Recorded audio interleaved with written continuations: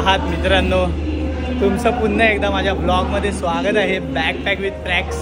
मी प्रतीक साळुंगे तुम्हाला घेऊन चाललो आहे एका नवीन जर्नीमध्ये आणि आम्ही जात आहोत केदारनाथला. खूप वर्ष या प्लॅनसाठी आम्ही वाट बघितली की केदारनाथला जायचं आहे म्हणून आणि फायनली तो प्लॅन झाला. होय नाही मध्ये. आज तारीख आहे 9 मे 2025 आणि आपली ट्रेन आहे 12 वाजता, रात्री 12:20ची आहे ट्रेन. म्हणजे 10 मेला मॉर्निंगला आम्ही 4 जण जातो आहे आणि आताची जी कंडिशन आहे ती खूप क्रिटिकल कंडिशन आहे. कारण की आपलं इंडिया आणि पाकिस्तानचे जे वॉर चालू आहे त्याच्यामध्ये आम्ही हा सगळा प्लॅन केला आहे. बिकॉज हा प्लॅन आम्ही खूप आधीपासून करतो आहे, त्यामुळे त्या साईडला काही इश्यू नाही आहेत. खूप आम्ही रिसर्च केला आणि त्याच्यानंतरच निघालो आहे. खूप जणांचं म्हणणं होतं की प्लॅन ड्रॉप करा, नका जाऊ आता. सो ही ट्रेन आहे आपली. आम्ही निघालो आहे समय आणि अंकिता. यार बँड्रा स्टेशनला ना, या टर्मिनसला नेहमी चालायला लागतं ना रे यार, त्या साईडच्या ट्रेनसाठी.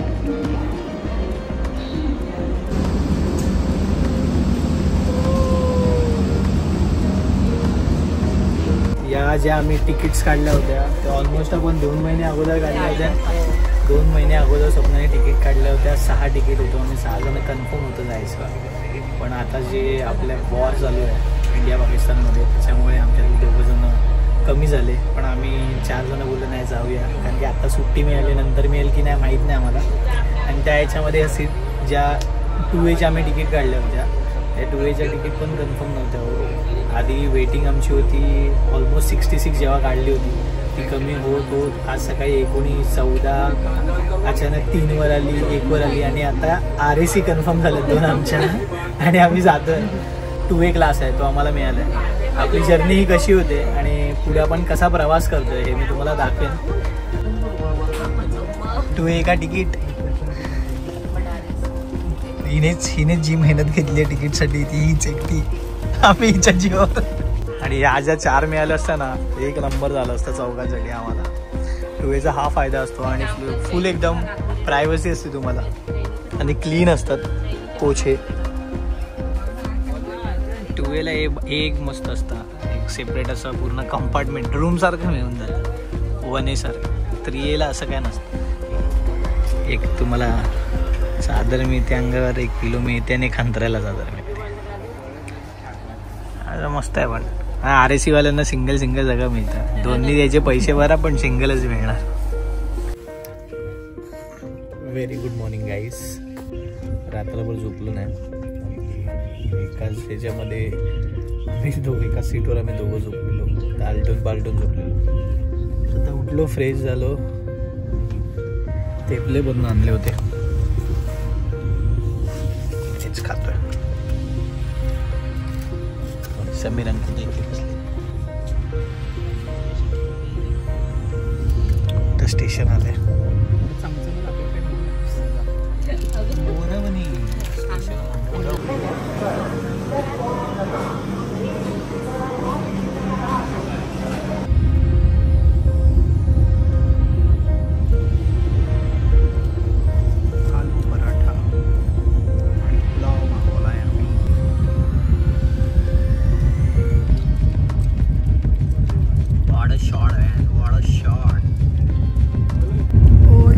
सकाळी पण आम्ही फूड ऑर्डर केलेलं ना, तर हे फूड ऑन ट्रॅक म्हणून हे ॲप आहे. तर याच्यावरून केलेलं. डायरेक्ट ट्रेनमध्ये तुम्ही कोणत्याही स्टेशनवर तुमचं फूड ऑर्डर करू शकता. पण हे याचे तुम्हाला ऑनलाईन पे करावे लागतात पैसे. ऑर्डर स्टेशन येईल तेव्हा आपल्याला ऑर्डर मिळेल. जसं मी बोललो हे असं फूड डिलिव्हरी करायला येतात स्टेशनवर आणि आम्ही घेतलं आमचं पार्सल. लेट आलाय तरी ट्रेन थांबून जरी 2-3 मिनटं आम्हाला वाटलं आता जातोय कॅन्सल होते की काय. आला भरपूर जणांच्या ऑर्डर होत्या आणि हे असं पॅक्ड फूड येतं मस्त बाई. नुसतं खा आणि बसा आणि झोपा.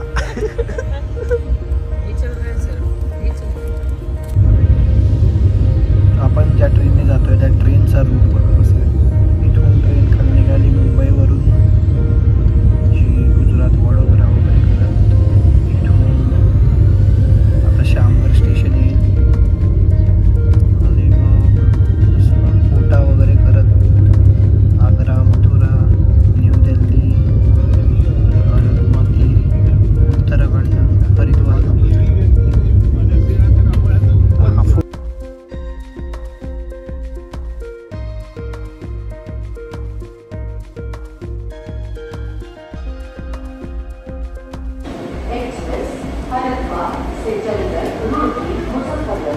गाजियाबाद के रास्ते दिल्ली जंक्शन।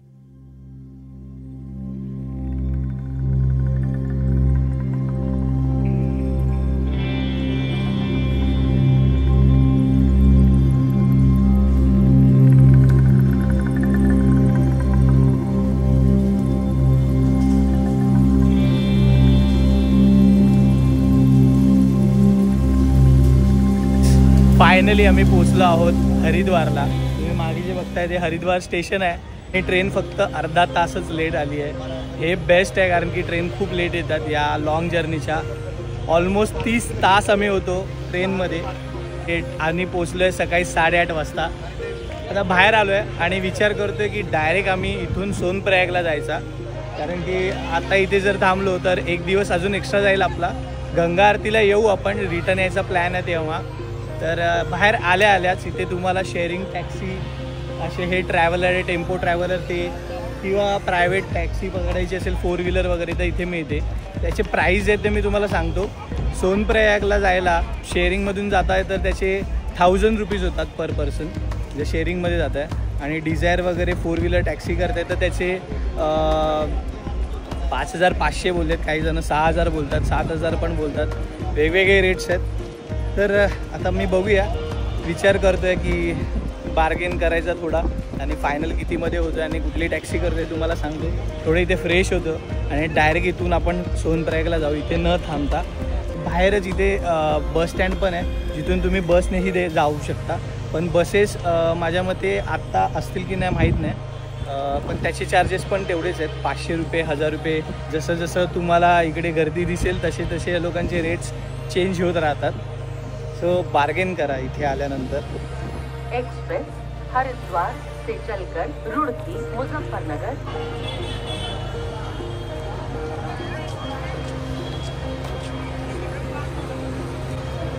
आणि हरिद्वार दर्शन जर तुम्हाला करायचं असेल तर तुम्ही स्टे कुठे कराल?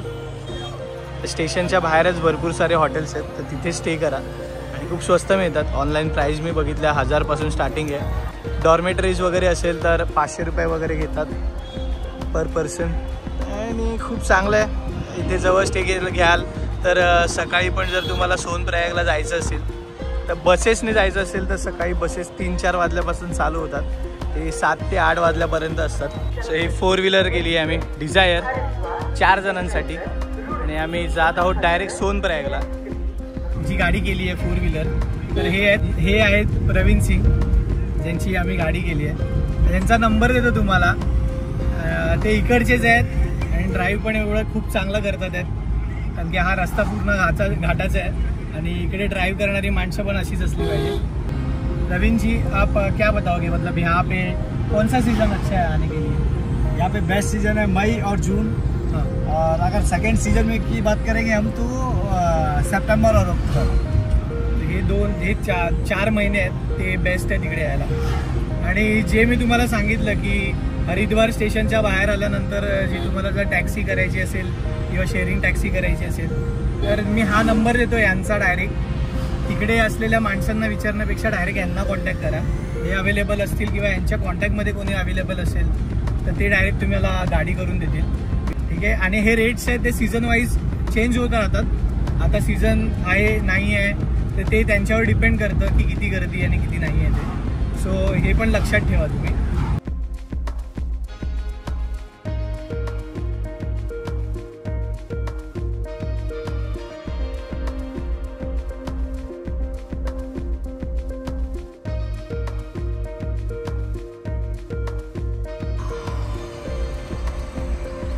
छोटंसं असं हॉटेल आहे, पहाडो वाली मॅगी।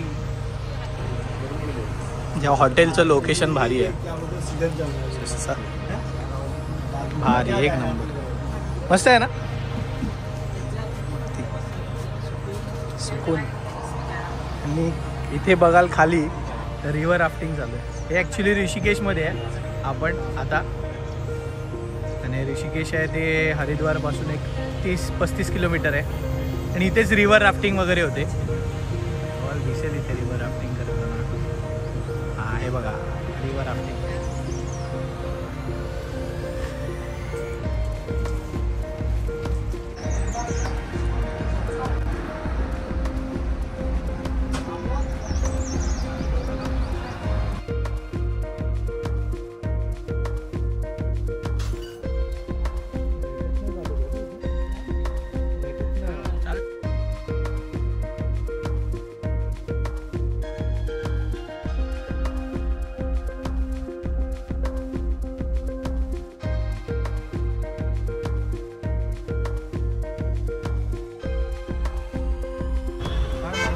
फायनली आपण आपल्या पहिल्या पॉईंटला पोहोचलो आहे, देवप्रयागला. जे व्हिडिओ आम्ही बघत होतो एवढे दिवस यूट्यूबला, पहिला केदारनाथला जाताना तुम्हाला मध्ये पहिले लागतं देवप्रयाग. तर देवप्रयाग ही संगम नगरी आहे जिथे 2 नद्यांचा संगम होतो. तर जी नदी चॉकलेटी येते या साईडने ती आहे अलकनंदा नदी, आणि ग्रीन कलरची जी नदी दिसते ना भागीरथी नदी.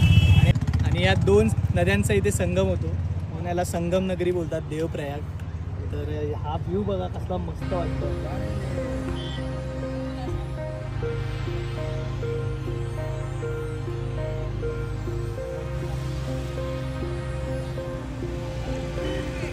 तुम्हाला बोललो 2 नद्यांचा संगम आहे इकडे. जी मडी रिव्हर आहे ती आहे अलकनंदा, आणि जी एकदम अशी ब्ल्यूइश दिसते, ग्रीनिश दिसते ती आहे भागीरथी रिव्हर. आणि पुढे या 2 नद्या भेटतात, संगम होतो आणि पूर्ण नदीवर कशी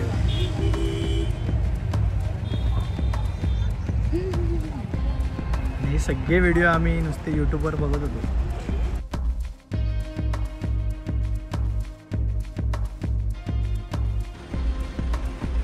आहा काय व्ह्यू आहे, एक नंबर.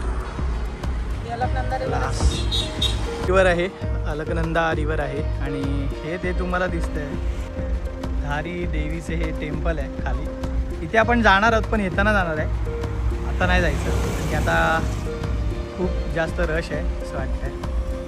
आणि आता पहिले आपल्याला पोचायचं आहे तिथे, त्यामुळे इथे नंतर जाऊया. नदीच्या बरोबर मधोमध आहे बांधलेला.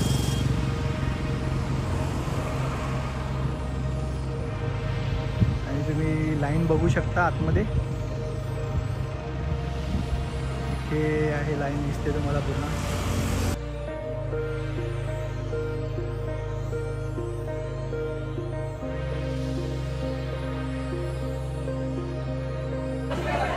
आता पोचलोय रुद्रप्रयागला.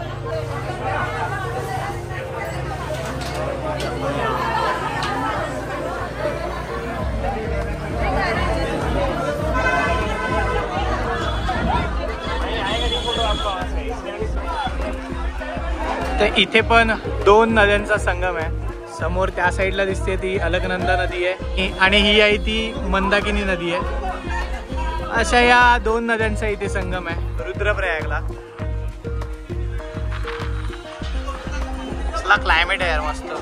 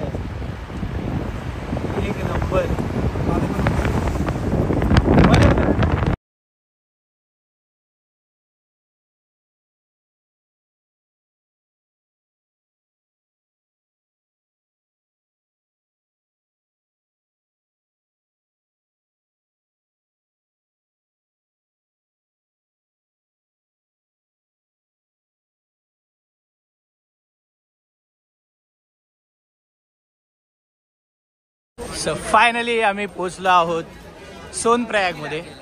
आणि भाई इकडचं क्लायमेट थंडी, स्वप्नाली हेलिकॉप्टर जाते. वा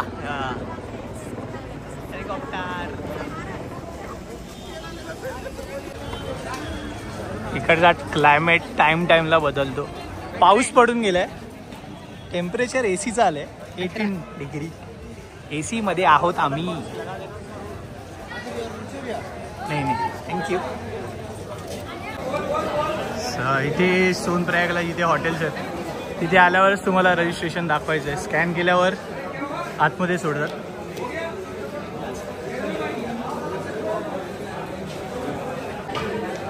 आम्ही ऑनलाईन रजिस्ट्रेशन ऑलरेडी केलेलं, त्यामुळे ते स्कॅन केलं आणि लगेच आलो. इथे ऑफलाईन रजिस्ट्रेशन पण आहे, तर इथे ऑफलाईन रजिस्ट्रेशन पण तुम्ही करू शकता. सर रजिस्ट्रेशन तर आम्ही ऑलरेडी केलं होतं.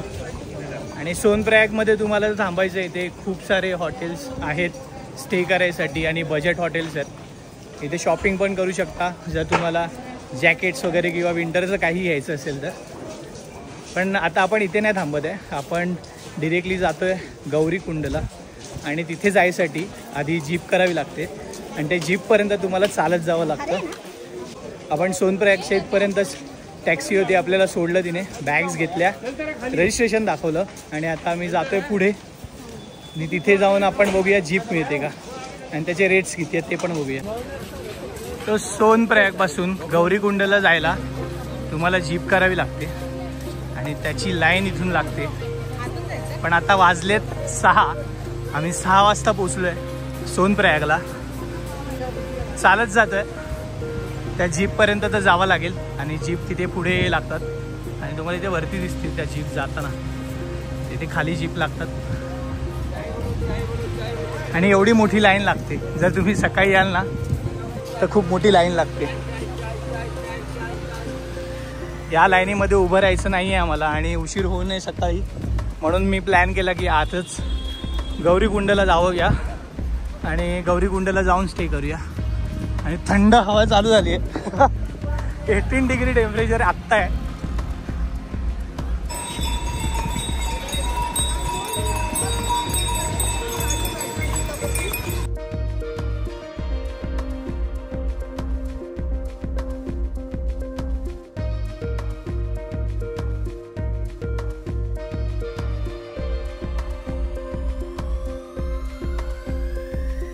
पाच ते 10 मिनटं चालायचं आहे, जास्त पण नाही आहे. आणि तुम्ही या जीपच्या स्टॉपला येता, या जीप्स लागल्यात दिसते तुम्हाला, 50 रुपये पर हेड घेतात आणि तुम्हाला गौरीकुंडला सोडतात. आणि गौरीकुंडवरून ॲक्च्युअल ट्रेक चालू होतो केदारनाथचा.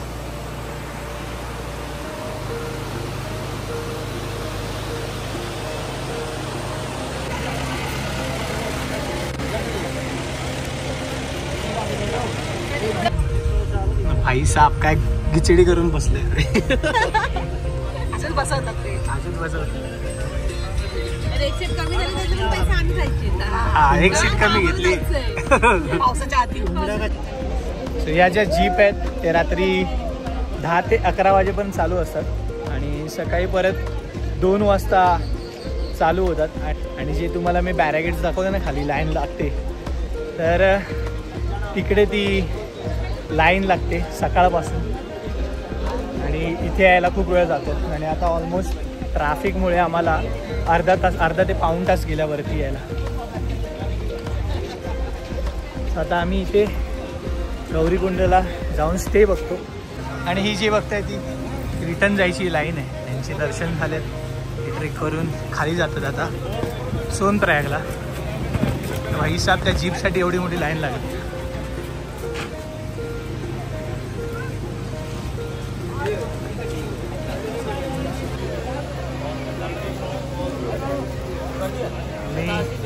पोचलो आहोत गौरीकुंडला. ते सगळे इकडे गौरीकुंडाचे हॉटेल चालू होतात. जी जीप सर्व्हिस आहे ती एक इथून तर 300 मीटरच्या अगोदर सोडते, 50 रुपये घेते आणि अशा तुम्हाला बॅग घेऊन मग यायला लागतात. याची पण तुम्हाला मी आयडिया देतो की बॅग्स कुठे ठेवाल तुम्ही. तिथे जर तुम्हाला आणायचं नसाल तर ज्या ती आम्ही आणल्या तिकडे.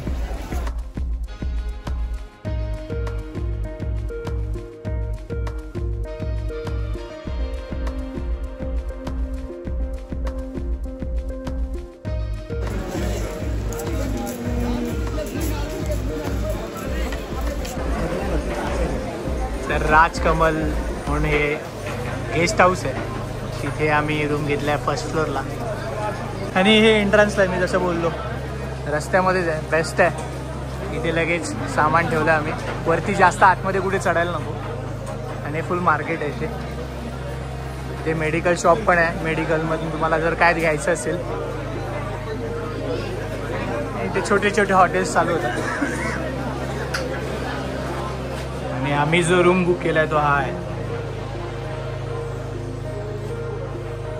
4 जणांसाठी. पण हा 3 बेड आहे, पण आम्ही 4 जण आरामात झोपू इथे. आणि आतमध्येच वॉशरूम आहे,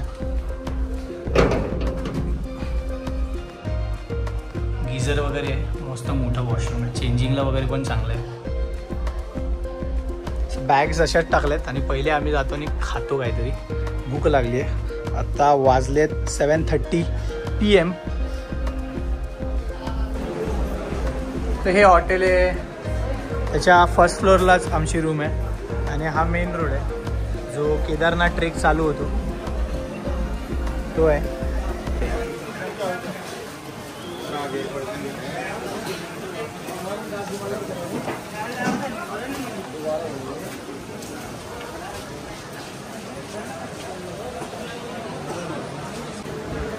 एकदम भारी वाटतंय. फायनली गौरीकुंडला पोचलोय आणि आता इथे काहीतरी खातो आणि बघूया पुढे काय करायचं ते. पहिले खाऊन घेऊया. रूम घेतली आहे, रूममध्ये बॅगा ठेवल्या आहेत, हलका झालो आहे, अंगावर सगळ्या बॅगा वगैरे नाहीत. पण कालच्या कपड्यांवर निघालो आहे, परवा रात्री त्याच कपड्यांवर आहे, अजून जाऊन आंघोळ वगैरे पण करायची. तर एक आयडिया तुम्हाला सांगतो. आम्ही पूर्ण आमच्या लगेज घेऊनच वरती आलो आहे गौरीकुंडला आणि इथून थोड्याफार बॅगेत सामान घेऊ वरती जे लागणार आहे, कारण की वरती जाऊन आपण स्टे करणार आहे. तर ते सामान बॅगेत ठेवू आणि बाकीच्या ज्या बॅग आहेत त्या आम्ही लॉकर रूममध्ये ठेवू. तर ते इथेच ठेवणार आहे. हॉटेलमध्येच आम्ही स्टे घेतला तर तिथेच आहे लॉकर. 100 रुपये पर बॅग 24 hours. तर तुम्ही एक गोष्ट असं करू शकता की सोनप्रयागलाच तुम्ही तुमच्या बॅग्स ठेवून जेवढं सामान हवं आहे ना तेवढं वरती आणा. नाही तर तुम्हाला एवढं सगळं लगेज घेऊन वरती गौरीकुंडला यायला लागेल, जे आम्ही गेले. तर तुम्ही तिथे पण आम्ही आता लॉकरमध्येच ठेवणार आहे बॅगा. तिथे पण लॉकरमध्येच ठेवल्या असत्या, जेवढं सामान पाहिजे तेवढं घेऊन. तर बघा तुमच्या टाईमवर डिपेंड आहे, तुम्ही टाईम जसं ॲडजस्ट होतं तसं करा.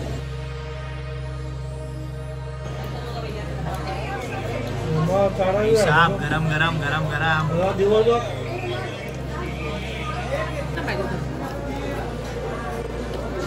एक प्लेट राईस मागवला केवढा आला. आता इकडे असे एकच स्विच आहे पूर्ण रूममध्ये आणि 4-5 डिव्हाइस आहेत आम्हाला चार्ज करायचे आहेत. तर हे एक सोल्युशन आहे बेस्ट. ॲमेझॉनवर पण अवेलेबल आहे. ॲमेझॉनवर 1500 रुपयाला आहे. जेवढे स्विच जास्त असतील तेवढी त्याची प्राईस जास्त असते. पण हे मी पप्पांना सांगितलं, पप्पाने मार्केटमधून आणलं आहे, क्रॉफर्ड मार्केटवरून, जे 650ला मिळालं आहे आणि याची वॉरंटी आहे 1 वर्षाची. याच्यावर तुम्ही आता मी किती मोबाईल लावलेत, 1 2 3 अजून एक USB लागेल. इकडे एक स्विच आहे, खाली एक स्विच आहे, इथे एक स्विच आहे. 1 2 3 4 5 6 7 लागतील मोबाईल चार्जिंगला. भारी आहे ना सोल्युशन, एक नंबर.